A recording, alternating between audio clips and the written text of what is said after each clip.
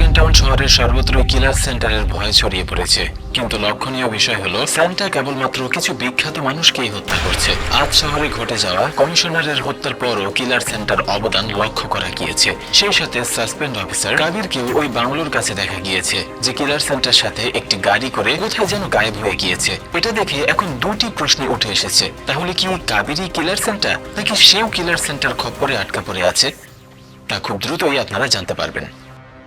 অন্ধকার ঘরের একটি টিভিতে এই নিউজটি চলছিল। হঠাৎ করে আপনা আপনি বন্ধ হয়ে যায়। এমন সময় সেই রুমের দরজা আজব এক ধাক্কায় খুলে যায়। তারপর ভয়ে ভয়ে এক ব্যক্তি ওই ঘরে প্রবেশ করে। তার ঠিক পেছনে পিস্তল তাক করা এক ব্যক্তি আস্তে আস্তে ঘরে ঢুকছিল, কিন্তু কারোরই চেহারা দেখা যাচ্ছিল না। দুটি কালো ছায়া দেখা যাচ্ছিল। এমন সময় পেছনে দাঁড়িয়ে থাকা লোকটি, যার হাতে পিস্তল ছিল, সে একটি সুইচ চাপে। সুইচ চাপার সাথে সাথে পুরো ঘর আলো ছড়িয়ে যায়। এই বাড়িটি ফ্রেডিরই ছিল। সকালে তার বাবা এখানে বসেই নিউজ পেপার পড়ছিল, আর এই বাড়ির ভেতর ফ্রেডি কাবিরকে নিয়ে এসেছিল। কিন্তু যখন ফ্রেডির চোখ টিভির সামনে থাকা চেয়ারটির উপরে পড়ে, তখন তার মাথা ঘুরে যায়। ফ্রেডি এটাই বুঝতে পারছিল না তার বাবা গেল তো গেল কোথায়। একে তো সে বেশ আহত ছিল, তার উপর তাকে রশি দিয়ে বেঁধে রাখা হয়েছিল। তাহলে সে গায়েব হলো কিভাবে? তার উপর দরজাটাও বাইরে থেকে বন্ধ ছিল, মানে সে কোথাও পালিয়ে যায়নি। ফ্রেডি যখন এসব ভাবছিল, তখন কাবির সুযোগ বুঝে তাকে ধাক্কা মেরে সেখান থেকে পালিয়ে যাওয়ার চেষ্টা করে, কিন্তু তখনই ফ্রেডি তার পায়ে গুলি করে। কবির ছটপট করতে করতে মাটিতে পড়ে আর নিজের পা ধরে চিৎকার করতে থাকে। কোথায় পালাচ্ছিলে কাবির? এখনো তো তোমাকে অনেক প্রশ্নের উত্তর দিতে হবে। ফ্রেডি, আমার কাছে তোমার জন্য কিছুই নেই, আর কারিশমা ছাড়া তো আমার জীবনে আর কিছুই নেই। আমাকে যেতে দাও। তোর নোংরা মুখে ওই নাম আর নিবি না। তোর কারণে আমার মার হত্যাকারী এখনো লুকিয়ে লুকিয়ে পৃথিবী থেকে শ্বাস নিচ্ছে, আর তোর কারণে কমিশনার হত্যাকারী মুক্ত ঘুরে বেড়াচ্ছিল, কিন্তু আমি সবাইকে শেষ করে দিয়েছি। এখন তোকে আর আমার নিষ্ঠুর বাবাকে মারলেই সব হিসাব বরাবর হয়ে যাবে। আমি যেমনই ছিলাম ফ্রেডি, আমি কারিশমাকে অনেক ভালোবাসতাম, আর ও আমাকে, তোর কারণেও মরে গিয়েছে। এখন তুই আর একবারও যদি কিছু বলিস, তাহলে তোর খবর আছে। ফ্রেডি এইটুকু বলতে তার সামনে কারিশমা আসে, আর অন্যদিকে তার মা। তারা দুজন আসতেই ফ্রেডির বাড়ির লাইটগুলো কাঁপতে শুরু করে, জানালার পর্দা নড়তে শুরু করে। ফ্রেডি কবিরের উপর বন্দুক তাক করে কখনো কারিশমার দিকে তাকাচ্ছিল, তো কখনো তার মায়ের দিকে। ফ্রেডি, ফ্রেডি, এই গান ফেলে দাও, তুমি তো খুনি না। কিন্তু ওর কারণেই তোমার প্রাণ গিয়েছে। আমার জান প্রেম আর ওর বাবার কারণে গিয়েছে। তাদের তুমি অনেক আগেই মেরে ফেলেছো। ফ্রেডি, বাবা, ওকে ওকে জীবিত ছাড়িস না। লোভী, ও অনেক লোভী। ওর কারণে তোর বাবা আমাকে হত্যা করে মুক্ত ঘুরে বেড়াচ্ছে। হ্যাঁ কারিশমা, আমি ওকে জীবিত ছাড়তে পারবো না। এখন আমাকে আমার মায়ের মৃত্যুর প্রতিশোধ নিতেই হবে। ফ্রেডি, এখানে তো কেউ নেই, তুমি কার সাথে কথা বলছো? ফ্রেডির উপর কাবিরের কথার কোনো প্রভাব পড়ছিল না। সে তখনও শুধু এটাই ভেবে যাচ্ছিল যে সে এখন কারিশমার কথা শুনবে নাকি তার মায়ের কথা শুনবে। ফ্রেডি আর কিছু বলে ওঠার আগে কাবির তাকে এমন একটা কথা বলে যেটা শুনে ফ্রেডির মাথা ঘুরে যায়। শালা, চেহারার সাথে সাথে তোর বুদ্ধিরও 12টা বেঁচে গিয়েছে। না জানি কার সাথে কথা বলছে। চুপ থাকতে বললাম না? এইটুকু বলেই ফ্রেডি তার হাতে থাকা পিস্তল দিয়ে কবিরের মাথায় এত জোরে আঘাত করে যে কবির অজ্ঞান হয়ে মাটিতে পড়ে যায়। এটা দেখে ফ্রেডি জোরে চিৎকার করে ওঠে আর বিড়বিড় করতে শুরু করে। না কাবির, না, তুই এভাবে মরতে পারিস না। চোখ খোল, চোখ খোল কাবির। ফ্রেডি যখন মনোযোগ সহকারে কাবিরের নাড়ি চেক করে, তখন বুঝতে পারে কবির এখনো মরেনি, সে কেবল অজ্ঞান হয়েছে। সে একটা স্বস্তির নিঃশ্বাস নেয়। তারপর আবার তার বাড়ির ভেতরে যায় তার খুনি বাবাকে খুঁজতে। ফ্রেডি যখনই বাড়ির ভেতরে ঢুকে, তখনই সেখানকার সব লাইট বন্ধ হয়ে যায়, আর মাঝে সে কারো পায়ের শব্দ শুনতে পায়। তারপর ফ্রেডি সেই আওয়াজের পিছু নেয়, কিন্তু এই অন্ধকারের মধ্যে সে কাউকেই দেখতে পাচ্ছিল না। ফ্রেডি তার পকেট থেকে লাইটার বের করে আর সে ঘষে সেটাতে আগুন ধরায়। হালকা আলোয় সে তার বাড়ির কিছুটা অংশ দেখতে পাচ্ছিল, কিন্তু এই আলোর মাঝেও সে তার বাবাকে খুঁজে পাচ্ছিল না। কোথায় যাবেন আপনি? আজ সব হিসাব মিটিয়েই নেব আমি। কথা বলে ফ্রেডি সিঁড়ি বেয়ে উপরে উঠতে শুরু করে। এমন সময় সিঁড়ির নিচে লুকিয়ে থাকা ফ্রেডির বাবা একটি কুড়াল তুলে নেয়। এরপর সে যখন সেখান থেকে বাইরে বেরিয়ে ফ্রেডির দিকে এগিয়ে যাচ্ছিল, ঠিক তখনই বাইরে থেকে একটি আওয়াজ ভেসে আসে, যেখানে কবিরকে রেখে আসা হয়েছিল। ফ্রেডি কোনো কিছু না ভেবেই দৌড় লাগায়, কারণ সে এখন কোনো মূল্যেই কাবিরকে হাতছাড়া করতে চায় না। যদি কাবির হাতছাড়া হয়ে যায় তাহলে সে প্রতিশোধ কিভাবে নিবে। ফ্রেডি যখন সেখানে যায় তখন দেখে কবির টেলিফোনের সামনে বসে কি যেন করছে, আর টেলিফোনের টেবিলটাও নিচে পড়ে আছে। যখন টেলিফোন উঠিয়ে সেটা নিজের কানের কাছে নেয় তখন ফোনের ওপাশ থেকে হলদিরামের আওয়াজ ভেসে আসে। আরে স্যার, আপনি ঠিক আছেন তো? কি বললেন আপনি?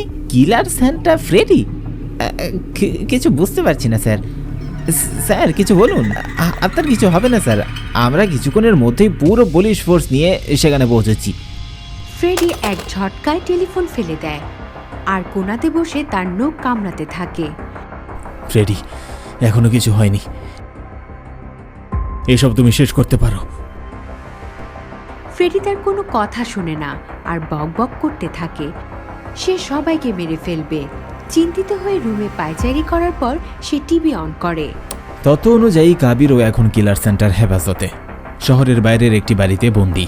সেখানে কিছু মাস পূর্বে একটি মহিলার খুন হয়েছিল, আর কাবির ছিল সেই কেসের ইনভেস্টিগেটিভ অফিসার। এই সব কিছুরই কোনো একটা কানেকশন আছে। আমরা সকল ছোট বড় খবর নিয়ে আসবো আবার সবার আগে। আপনারা নজর রাখুন আমাদের চ্যানেল খবর খতরনাক। নিউজ শুনে ফ্রেডি আরো বেশি প্যানিক হয়ে যায় আর রাগে কবিরের কাছে গিয়ে তার মাথায় বন্দুক ধরে। না না ফ্রেডি, আমার কথা শুনো, আমি সব ঠিক করে দেব। কি ঠিক করবে তুমি কাবির? আমার মাকে এনে দিতে পারবে, নাকি আমার কারিশমাকে জীবিত করে দেবে? যার লাশ তুমি নিজ হাতে গায়েব করেছিলে শুধু সামান্য কিছু টাকার জন্য? বলো কাবির, বলো। দেখো, আমি আমার ভুলে অনুতপ্ত, আর কারিশমার সাথে যা হয়েছে তারপর আমি নিজেও ভেঙে পড়েছি।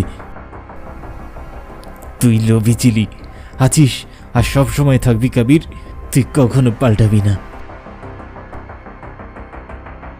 গুলির শব্দ আশেপাশে পুরো এলাকায় ছড়িয়ে পড়ে, আর দূরে কোথাও পুলিশের গাড়ির শব্দ ধীরে ধীরে বাড়তে বাড়তে সামনে আসতে থাকে। ভিতরে ফ্রেডির হাত থেকে কবির বন্দুক ছিনিয়ে নেওয়ার চেষ্টা করছিল। এর মধ্যে অনেকবার গুলি চলে, কিন্তু কারোরই লাগেনি। বাইরে পুলিশের গাড়ি পৌঁছে গিয়েছিল, ভেতরে আরও একটি গুলি চলে, যার পর সব পুলিশ ইন্সপেক্টর অ্যালার্ট হয়ে যায়, আর ভেতরে যাওয়ার সাহস কারো হচ্ছিল না, কারণ কেউ জানতো না ভেতরে কি হচ্ছিল। এই জন্য তারা বাইরে থেকেই ওয়ার্নিং দিতে থাকে। পুলিশ তোমাকে চারদিক থেকে ঘিরে ফেলেছে স্যান্টা কিলার। তুমি যেই হও না কেন আত্মসমর্পণ করে নাও, নয়তো পরিণাম হবে খুবই খারাপ। ফ্রেডির উপর পুলিশের ওয়ার্নিং এর কোনো ইফেক্ট হয়নি, তার মাথায় যেন রক্ত উঠেছিল। কবির তাকে বারবার বোঝাচ্ছিল যে তাকে পুলিশ থেকে বাঁচাবে আর তার মায়ের হত্যাকারীকে সাজা দেবে, কিন্তু ফ্রেডি তার কোনো কথা শুনে না, আর সম্পূর্ণ শক্তি দিয়ে পিস্তল তার দিকে ঘোরাতে ব্যস্ত ছিল। তখনই কবির যেন কি চিন্তা করে বলে, ফ্রেডি, তোমার বাবা তোমার পিছনে আসছে। আমাকে বিভ্রান্তিকর কথা বললে তুমি বাঁচতে পারবে না কাবির। না, আমি সত্যি বলছি, সে রক্তে মাখানো অবস্থায় তোমার পিছনে আসছে, আর তার হাতে একটি কুড়াল আছে। এইবার কবিরের কথা ফ্রেডির সত্য মনে হয়, কারণ একমাত্র ফ্রেডি ছাড়া কেউ জানে না তার বাবাকে সেই মাথায় মেরেছিল, তাও কুড়াল দিয়ে। কিন্তু ফ্রেডি কিছু করার আগে তার বাবা কুড়াল দিয়ে তার ছেলের মাথাকে শরীর থেকে আলাদা করে দেয়, আর এক পিশাচের মতো হাসতে থাকে।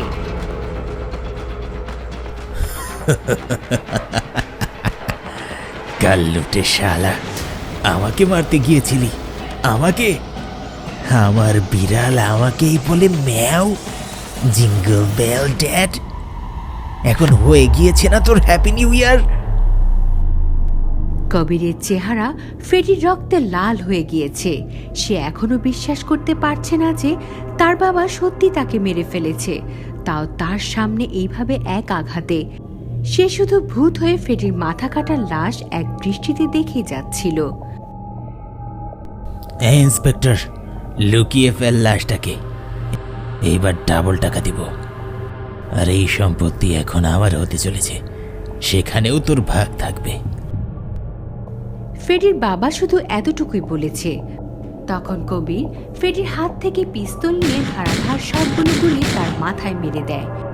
এতগুলো গুলির শব্দ শুনে বাইরে হইচই বেঁধে যায়, আর সকল পুলিশ ঘরের ভেতর চার্জ করতে লাগে। কিন্তু তাদের ভেতরে যাওয়ার আগেই কবির রক্তে রঞ্জিত অবস্থায় হাতে পিস্তল নিয়ে বেরিয়ে আসে। Killer Santa is no more. Super good Kabir অবশেষে কিলার সেন্টাকে শেষ করে দিয়েছে, কিন্তু এই সবের মধ্যে একটি নিষ্পাপ ছেলেরও মৃত্যু হয়, যার নাম ছিল ফ্রেডি। কাবির জানায় ফ্রেডির বাবাই সেন্টা কিলার ছিল, যে তার মাকেও মেরে ফেলেছিল। এখন শহরের কাউকে সেন্টা কিলারের ভয়ে আর থাকতে হবে না, কারণ আপনার সুরক্ষার জন্য রয়েছে সুপার কপ কাবির। টিভিতে কবিরের প্রশংসায় পঞ্চমুখ, কিন্তু তার এসবে কোনো মনোযোগ নেই। সে মদের নেশা করে সোফায় শুয়ে কারিশমার ছবি জড়িয়ে একাকিত্ব অনুভব করছিল, যেখানে সবকিছু থাকার পরেও সে অনেক একা ছিল। কারণ টাকা দিয়ে ভালোবাসা তো কেনা যায় না। আশা করি ডুডু টিভির এই সিরিজটি আপনাদের অনেক ভালো লেগেছে।